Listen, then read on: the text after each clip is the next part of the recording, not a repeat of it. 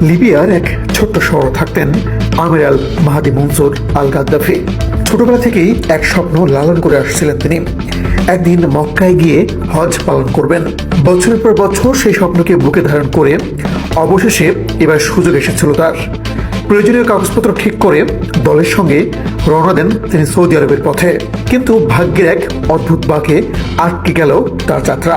যখন দলের অন্য সবাই বোর্ডিং পাস হাতে বিমানে উঠছেন, তখন আমিরকে থামিয়ে দেওয়া হয় ইমিগ্রেশনে। সমস্যা তার উপাধি আল গাদ্দাফি। লিবিয়ার ইতিহাসে এক সময়ের বিতর্কিত শাসকের সঙ্গে নামের এই মিল আজও কিছু নিরাপত্তা ব্যবস্থায় সতর্ক সংকেত হিসেবে রয়ে গেছে। বারবার অনুরোধ করলেন আমির, বললেন, আমি শুধু হজ করতে যাচ্ছি, দয়া করে আমাকে যেতে দিন। কিন্তু সুরক্ষার দোহাই দিয়ে ক্যাপ্টেন সিদ্ধান্ত নিলেন আমিরকে ছাড়া ফ্লাইট ছাড়বে।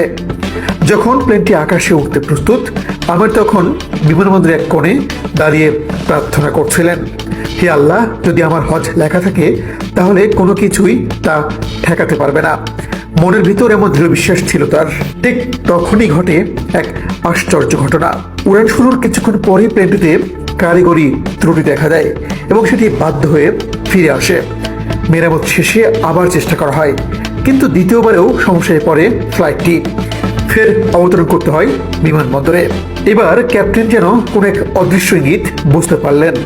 যাত্রীদের সামনে এসে বললেন, আমি শপথ করছি আমিরকে না নিয়ে আর এক পাও এগোবো না। শেষমেশ কর্তৃপক্ষ আমিরকে ছাড়পত্র দিল। তৃতীয়বারের মতো ফ্লাইট ছাড়লো, আর এবার কোনো সমস্যাই হলো না। ফ্লাইটে বসে চোখ মুছছিলেন আমির।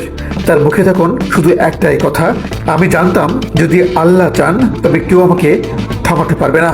এই গল্প খুব দ্রুতই সামাজিক যোগাযোগ মাধ্যমে ছড়িয়ে পড়ে। কেউ বললেন এটা আল্লাহর মর্জি, কেউ বললেন এটা হলো প্রার্থনার শক্তি, কিন্তু সবার চোখে আমির হয়ে উঠলেন এক প্রতীকের নাম। বিশ্বাস, ধৈর্য আর ভাগ্যকে জয় করার এক জীবন্ত প্রমাণ। এভাবেই শত বাধা পেরিয়ে আমির আল গাদ্দাফি পৌঁছে গেলেন পবিত্র হজে, নিজের স্বপ্ন আর বিশ্বাসকে সত্য করতে। ভিডিওটা শেয়ার করে সবাইকে দেখার সুযোগ করে দিন।